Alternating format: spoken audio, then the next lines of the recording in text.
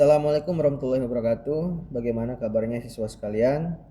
Semoga kita diberikan kelancaran dalam proses pembelajaran pada kali ini. Selanjutnya, sebelum kita memasuki proses pembelajaran, marilah kita bersama-sama membacakan basmalah. Bismillahirrahmanirrahim. Baiklah siswa sekalian, tujuan pembelajaran kita pada kali ini yaitu diharapkan kalian semua bisa memahami konsep dan juga pemahaman terkait hak dan kewajiban kita sebagai manusia.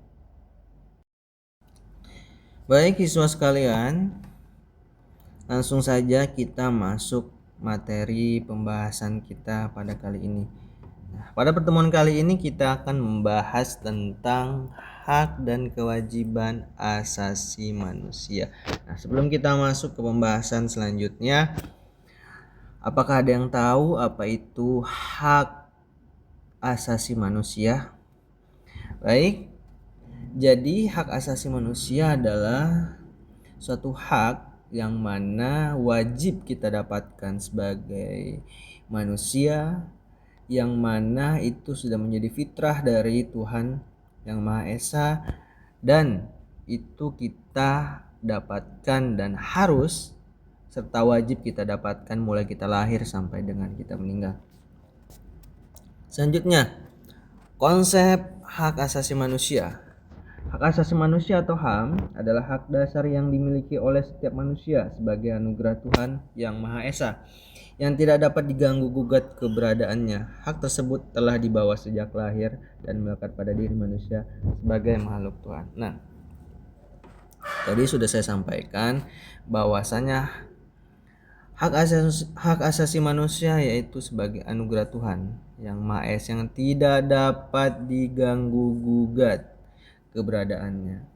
Jadi semua manusia memiliki hak yang sama. Jadi baik itu di Indonesia maupun di luar negeri, sebagai manusia, sebagai makhluk hidup, semuanya memiliki hak yang setara. Semua memiliki hak yang sama.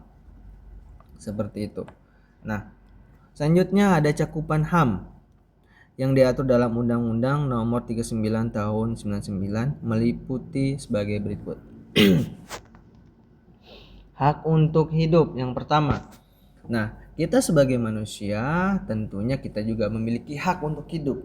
Kenapa demikian? Karena dengan hak untuk hidup kita bisa terbebas dari gangguan-gangguan atau ancaman yang mana itu bisa membahayakan nyawa kita.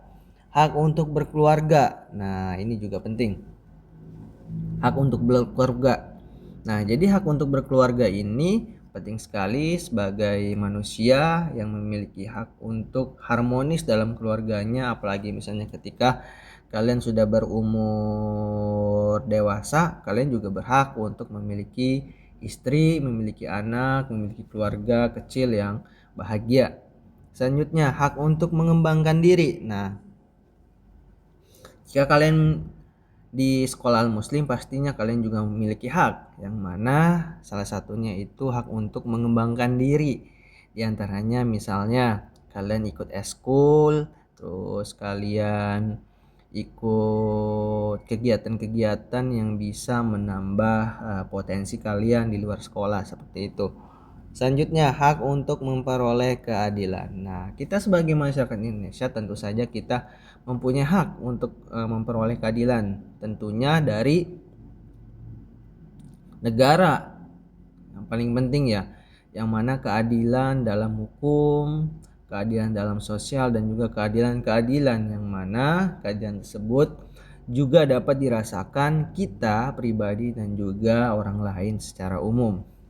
Hak kemerdekaan. Hak kemerdekaan tentu saja kita sebagai masyarakat Indonesia memiliki hak untuk memiliki rasa kemerdekaan. Selain kita sebagai warga negara yang sudah merdeka dari penjajahan, kemerdekaan dari diri sendiri, kemerdekaan dari kebodohan juga suatu hak yang harus kita miliki.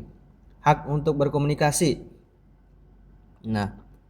Kita juga berhak untuk berkomunikasi melalui media sosial, menyampaikan aspirasi-aspirasi kita, menyampaikan komunikasi satu arah maupun dua arah tanpa adanya intervensi dari luar ataupun dari orang lain, seperti itu. Hak untuk keamanan selanjutnya. Hak untuk keamanan.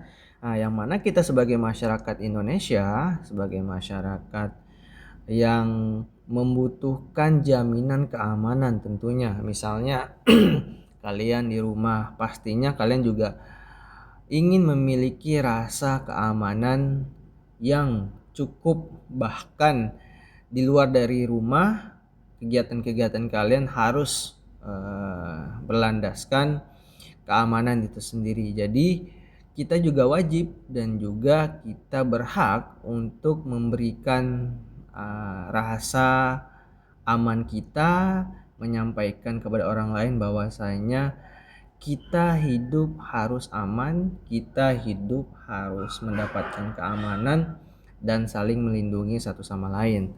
Hak untuk kesejahteraan.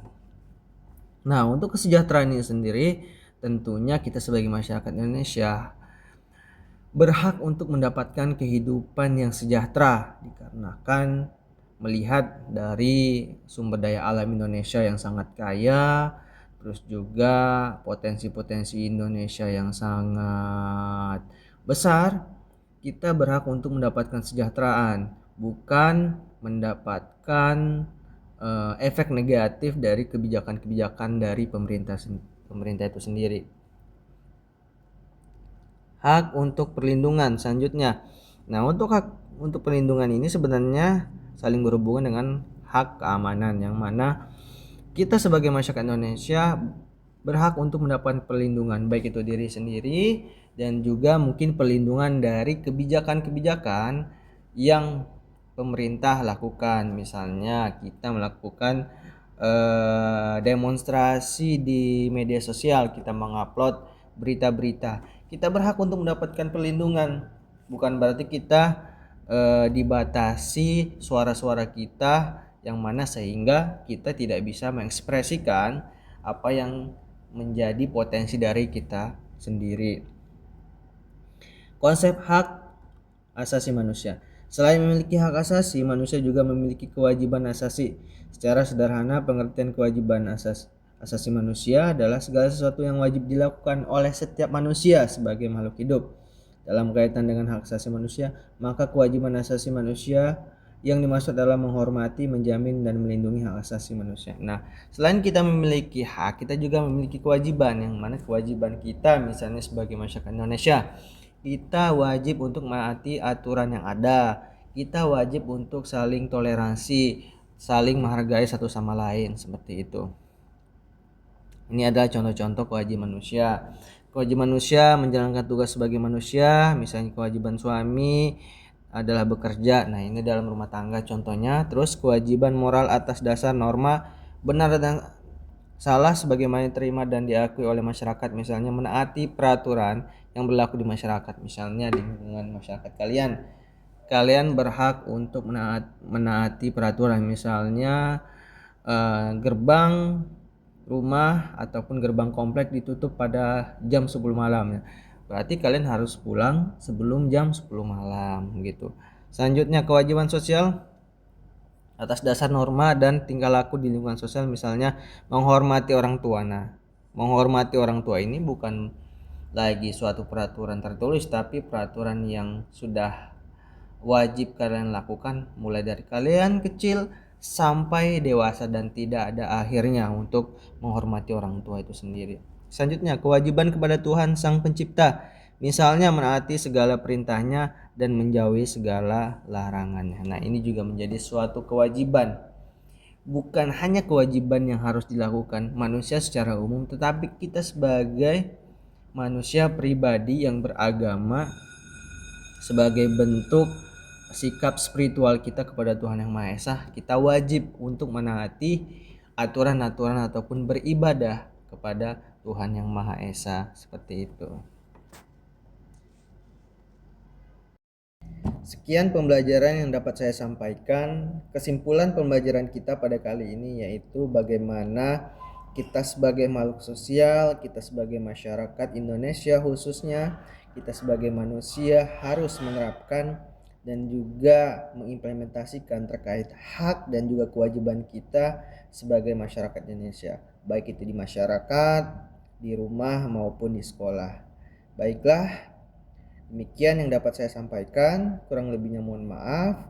Assalamualaikum warahmatullahi wabarakatuh.